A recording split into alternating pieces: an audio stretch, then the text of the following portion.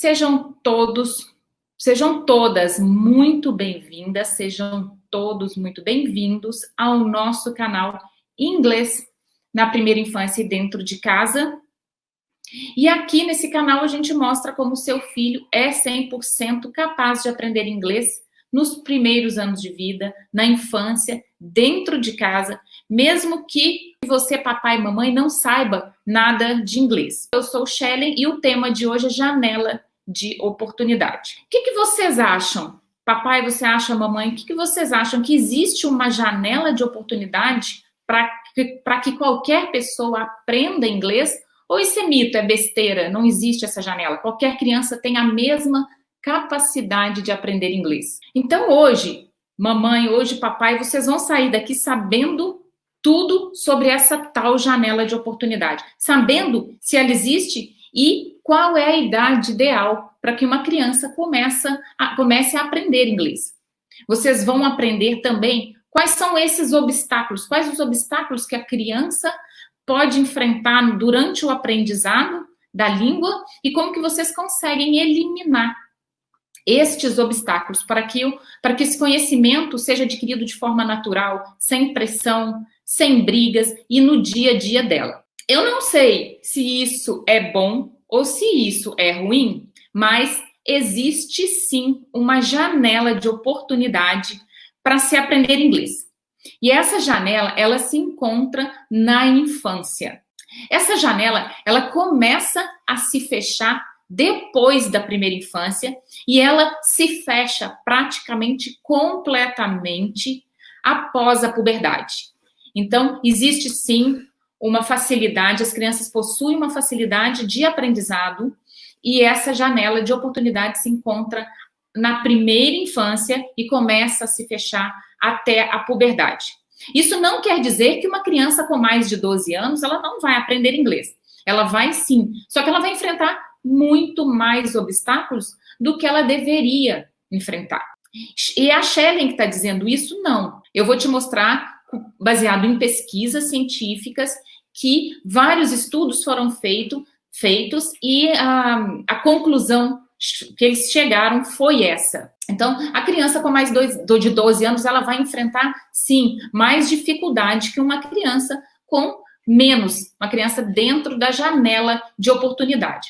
Olha só, o Brasil, ele possui menos de 5% da população brasileira fluentes em língua. Então, o Brasil possui menos de 5% de falantes fluentes na língua inglesa. Isso se deve principalmente a dois fatores. O primeiro fator é a introdução tardia da língua inglesa na vida das crianças. Essa introdução se dá muito tardia, e eu vou explicar mais para frente quando essa introdução se dá, como é o costume do Brasil introduzir o inglês na vida das crianças. E o segundo fator faz referência às metodologias que o Brasil usa. São metodologias ultrapassadas, metodologias que foram desenvolvidas na Guerra Fria e é usado até hoje. E qual que é esse sistema de ensino, essa metodologia? É o que o professor fica em pé na sala de aula, a criança fica sentadinha na sua carteira, vendo o professor falar e com o livrinho na mão, tentando decorar tudo o que é passado para eles. Porque naquele momento que eles estão na sala de aula, eles não estão vendo o sentido prático no que eles estão aprendendo. Eles estão ali, uns que não sabem o que é prova, as crianças que ainda não sabem o que é prova, estão ali, não sabem nem o que estão fazendo ali. Os alunos mais velhos, com 10, 11, 12 anos, que fazem prova, estão ali pensando somente na prova, porque eles não vão usar aquilo para nada, aquilo lá não vai fazer sentido nenhum na vida deles. Agora, a partir de agora, mamãe, você pode mudar a forma com que o seu filho vai trilhar o caminho rumo à fluência da língua. Eu vou te mostrar detalhes científicos que vão fazer com que vocês entendam como tudo isso funciona e por que essas crianças conseguem desenvolver mais. E, principalmente, eu vou mostrar agora o maior erro que nós pais cometemos com os nossos filhos. Né? Claro que a gente comete sem saber por que estamos cometendo. Porque a gente ama os nossos filhos, a gente quer a felicidade dos nossos filhos. Mas a gente comete esse erro sem saber que está cometendo. Então, a partir de agora, você não precisa mais cometer esse erro com o seu pequeno, e esse erro pode ser irreversível para a vida dele, tá? A gente talvez não consigamos mais reverter o quadro no futuro. O que acontece? Nós, papais e mamães, tendemos a introduzir o inglês na vida dos nossos pequenos junto com o processo de alfabetização, com 6, 7 anos de idade, tá? Ou às vezes até mais tarde, a gente insere a criança no inglês, no cursos de idiomas, especializados em idiomas, com 10 anos, até às vezes mais tardiamente. E o que acontece quando a gente introduz o inglês na vida da criança no processo de alfabetização? Existem consequências dessa introdução. Então, a pesquisadora Patricia Kuhl, da Universidade de Washington, ela fez estudos com bebês e ela disse o quê? Que os bebês, eles são gênios em aprender uma segunda língua. Os bebês são gênios em aprender uma segunda língua. Eles nascem cidadãos do mundo. O que ela quer dizer com isso quando ela fala que esses bebês nascem cidadãos do mundo? Ela quer dizer que esses bebês, eles estão aptos a aprender uma nova língua independente do país que eles estejam. Então, eles nascem aptos a aprender qualquer língua em qualquer país. Então, nascem cidadãos do mundo. Depois de 7 meses de vida, esses bebês tudo começa a mudar na vida deles. O cérebro começa a mudar. Com 7 meses, o que vai acontecer? Essa criança, esse bebê, ele sai de cidadão do mundo e começa a entrar naquela fase onde eles investem toda a sua energia cognitiva para captar e entender o que estão dizendo à sua volta. Então, até 7 meses, eles são cidadãos do mundo, aprendem qualquer língua em qualquer país. Depois dos 7 meses, tudo começa a mudar. Eles estão ali captando e entendendo tudo que estão dizendo a eles. Eles passam a identificar sons pelas pessoas que estão ao seu redor. E isso começa a mudar os seus cérebros. Então, a partir de 7 meses, eles passam de cidadãos do mundo para ouvintes ligados à sua cultura. Cada país com a sua cultura. E a partir, então, de 7 meses, a pesquisadora, doutora Patricia Kuhl, começou a observar que as crianças com mais de 7 meses não tinham o mesmo comportamento. Até 7 meses, elas tinham o mesmo comportamento. Depois dos 7 meses, não. Elas tendenciavam a querer ouvir, ouvir mais a língua da mamãe. Não qualquer língua. Elas tendenciavam a ouvir, a querer, gostar mais de ouvir a língua da mamãe. Eu fiz um gráfico aqui. Olha só, mamães, eu fiz um gráfico aqui. Fiz na mão, mas eu vou passar, porque eu não consegui compartilhar. Eu vou deixar compartilhado nos stories e também, quem está me assistindo pelo YouTube, eu vou deixar essa imagem também para vocês poderem baixar, dar uma olhada, e nos stories vocês vão poder olhar. O que acontece? Esse estudo da Patricia Kuhl mostra o quê? Aqui, nessa parte do gráfico, ela mostra a capacidade de uma pessoa aprender inglês. E aqui, nesse eixo, ela mostra a idade. Então, a idade faz correlação com a capacidade de aprendizado. O que ela diz? Aqui é alta capacidade de aprendizado e aqui embaixo, baixa capacidade de aprendizado. 3 a 7 anos, 8 a 10 anos, 11 a 15 anos e aqui 17 a 39 anos. O que está acontecendo? O que ela quer mostrar aqui nesse gráfico? Que esta é a janela de oportunidade para o seu filho aprender inglês, tá? Então, 3 a 7 anos, olha o que acontece com 3 a 7 anos. A criança, ela tem a alta capacidade de aprendizado. Alta capacidade de aprendizado. Ela tem a capacidade até de um nativo. A chance de ela aprender um inglês é como a de um nativo, de 3 até 7 anos. Depois dos 7 anos, essa janela começa a se fechar.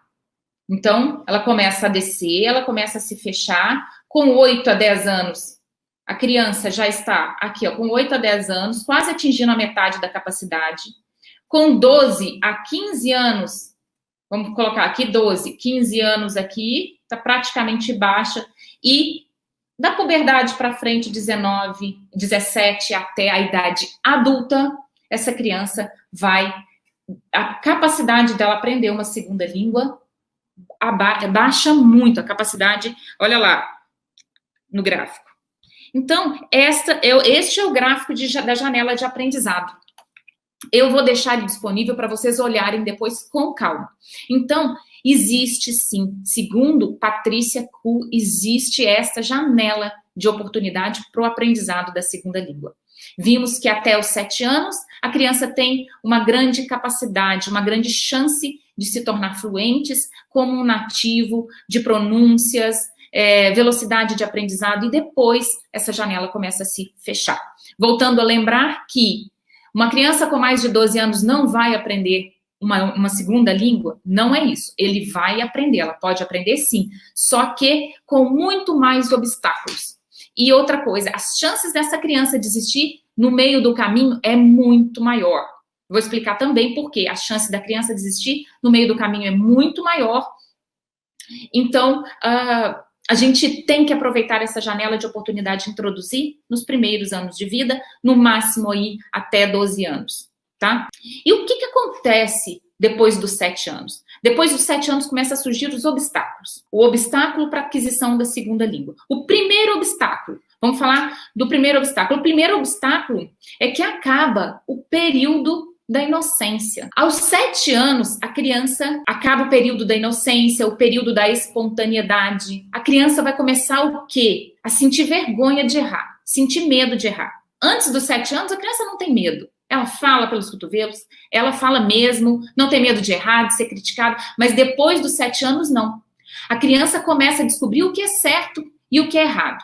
E quando ela começa a descobrir o que é certo e o que é errado, isso vai ter um impacto muito forte na aquisição da segunda língua. Ela vai começar a evitar a qualquer custo, evitar os erros. Ela vai tender a se expor menos para que ela não seja criticada. Então, e isso é, sim, um fator agravante como uma consequência, um fator agravante para a aquisição da segunda língua. É uma consequência muito ruim, né? Ela ter medo de errar, porque a língua inglesa a gente sabe que a gente precisa falar. Quanto mais a gente falar, mais fácil vai ficar para a gente e mais fluência a gente vai adquirir mais rápido. Então, o inglês, ele precisa estar sendo exposto todo dia, a gente precisa estar falando. E se a criança tem vergonha, tem medo de falar, fica ansiosa, esse processo com certeza vai retardar o aprendizado dela.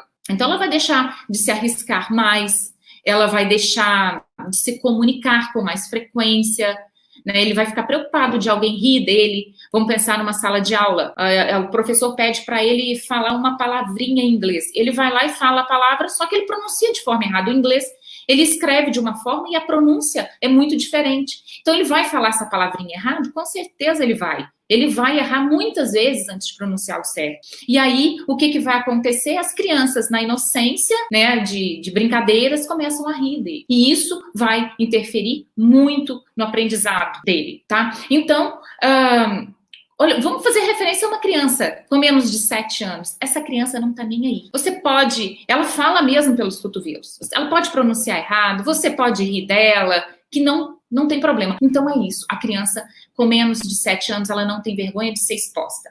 E quando ela não tem vergonha de ser exposta, ela fala mesmo. Ela fala de qualquer jeito, até ela conseguir essa pronúncia. Outro obstáculo, né, que a gente vê, além do obstáculo da inocência, da criança passar da fase de sentir vergonha de errar, o outro é que a criança, a gente vai introduzir, a partir dos 7 anos, ela já está começando a ser alfabetizada. Criança com 10, 12 anos, alfabetizadas já. Mas a partir dos 7 anos, começam a quê? A ser alfabetizadas. E quando ela começa a introduzir o inglês no momento da alfabetização, não interfere na língua portuguesa, muito pelo contrário, a gente tem muito mais benefício, não achamos benefícios ruins, nenhum, a gente tem muitos benefícios positivos, são todos benefícios, a introdução da segunda língua na infância. Aqui eu vou falar um processo que não é um processo ruim, né? Eu vou falar aqui a criança ela pode deixar de evoluir tanto na língua. Em relação à segunda língua, não interfere no aprendizado, nós vimos ontem, e com todos os benefícios. Agora eu vou explicar ali em relação ao desenvolvimento da língua inglesa. Quando a criança aprende o inglês a partir dos 7 anos, ou a partir do momento que ela está sendo alfabetizada, ou já concluiu o seu processo de alfabetização, o que vai acontecer com essa criança? Essa criança ela vai começar a comparar tudo e a todo tempo. Ela vai comparar o inglês com o português o tempo inteiro. Vai começar a surgir dentro do processo de aprendizado uma situação chamada tradução involuntária. E o que é essa tradução involuntária?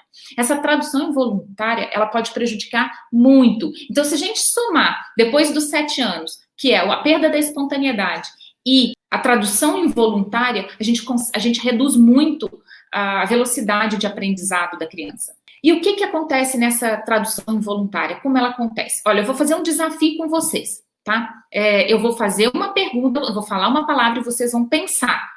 E depois vocês podem conversar depois. Mas, ó, agora eu vou falar uma pergunta, vou falar uma palavra para vocês vão pensar, ver o que vem na mente de vocês. Quando eu falo a palavra mesa, quando eu falo a palavra mesa, o que vem na mente de vocês? Vem a palavra mesa, certo?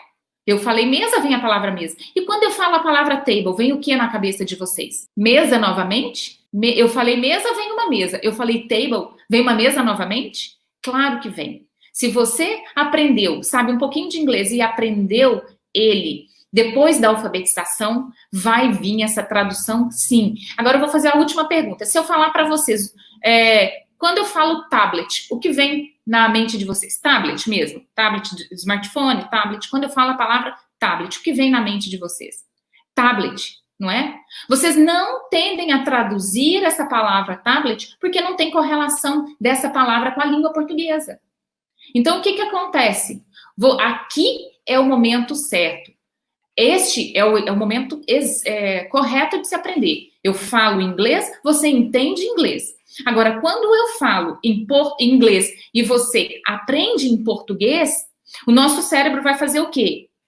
Entrou a mensagem em inglês, você trouxe para o português e somente depois vai começar a pensar na próxima palavra que a pessoa está conversando com você. Então, você não vai conseguir dialogar com ninguém. Então, enquanto você está traduzindo aqui na sua mente, a pessoa já falou 10 palavras. E aí, como que você vai conseguir se comunicar com essa palavra? Não dá, com essa pessoa, não dá. E quando, então, a introdução se dá antes do processo de alfabetização, não ocorre essa tradução involuntária. O cérebro da criança funciona da mesma forma que eu expliquei do tablet. Não tem correlação com a língua portuguesa, então entrou na cabecinha dela, ela já processou em inglês, ela já vai te responder, ela já consegue ouvir a próxima palavra, é natural, é fluente. Mas quando o processo já passa a ser aprendido junto com o processo de alfabetização, existe sim essa tradução involuntária e ela vai prejudicar bastante a criança.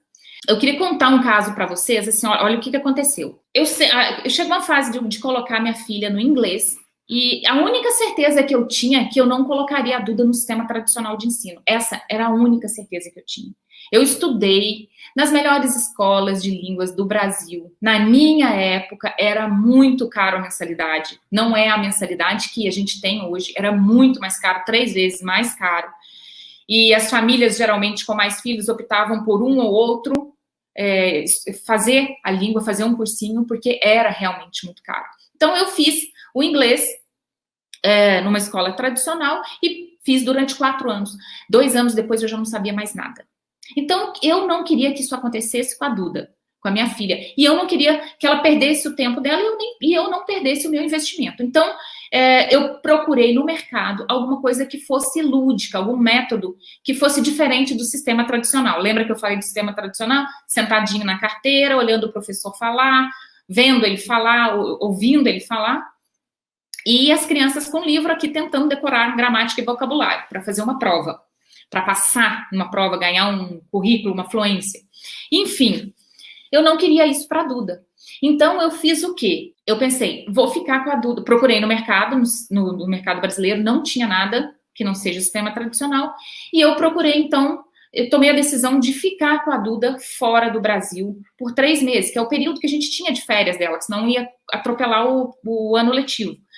Então, a gente ia ficar dezembro, janeiro e fevereiro fora. Eu fui atrás de passaporte, procurei escolas de intercâmbio, local para ficar. O processo estava bem adiantado. Só que à medida que eu conversava com os professores de lá, tempo de estudo, quanto tempo a criança começa a aprender, eles me ensinaram o processo de tradução. Eles me falaram, Shelley, 3 meses aqui será o suficiente para o teu filho começar a pensar em inglês. 3 meses ele vai tirar dele o processo de tradução involuntária. Então, é muito difícil essa luta da tradução involuntária e a gente tem que aproveitar que os pequenos eles conseguem aprender sem essa tradução involuntária. Então, ele me explicou isso, tá? Que essa tradução, ela tem consequência nos diálogos, ela tem consequência, sim, para o aprendizado. Não deixar essa janela se fechar, porque a gente tem realmente obstáculos para enfrentar na frente. Então, se a gente não quiser que os nossos pequenos enfrentem obstáculos, e esses obstáculos vêm doer na gente, em nós que somos mães, dói sim. Dói porque você vê aquela criança lutar para aprender, a gente julga a criança assim, a criança não tem capacidade, não tem talento, não gosta, e não é isso. Tem muita coisa que influencia, afeta o processamento da língua, então não deixar para depois. Mamães, o meu recado é não deixar essa janela se fechar. Vocês vão ver que vai doer muito mais. Vai doer muito mais neles, vai doer muito mais na gente, nós que somos mães, tá? O processo de introdução, gente, eu vou voltar a falar um pouquinho, porque eu sempre vou falar isso. Vocês vão observar que eu sempre vou falar nisso, porque não tem como eu fugir disso. Esse processo de introdução, ele tem que ser diário. Não adianta a criança ir lá na escola, ficar lá 1h30, voltar para casa e chegar em casa ela não praticar. O que vai acontecer? Ela vai esquecer. Então, não adianta a gente achar que é tudo lindo, a criança vai para a escola, fica lá 1h30, 3 vezes na semana, volta para casa, ela precisa praticar com alguém, ela precisa praticar com o papai, ela precisa praticar com a mamãe. E como que ela vai praticar? Eu não culpo o papai e a mamãe. Eles não tiveram a oportunidade de aprender inglês na infância. Nós não tivemos a oportunidade de aprender inglês na infância. Mas o seu filho tem. Então, o certo seria ele ir para a escola, chegar em casa, a papai e a mamãe estão conversando inglês com ele. Mas nós, papais, mamães, não aprendemos na infância. Se a gente não aprendeu na infância, torna muito mais difícil a gente ajudar nosso filho. Né? Então, contato diário com a língua. É necessário contato diário com a língua, tijolinho por tijolinho, um pouquinho cada dia. Você vai, papai, mamãe, tem a chance de mudar a forma como que essa criança vai trilhar o caminho com uma fluência na língua, tá? Então, tá na mão de vocês. Vocês podem mudar, vocês podem facilitar muito a vida dos teus pequenos. Então, eu vou deixar o gráfico, tá, da doutora lá nos stories, vou deixar no Google também, e que vocês consigam aplicar isso na vida de vocês aí com seus pequeninhos. Então, passo a passo. Eu vou deixar lá o gráfico e vocês dão uma olhada, assim, é interessante. A doutora é especialista em linguagem infantil, em relação principalmente ao aprendizado de uma segunda língua, e vou deixar lá. Bye, bye.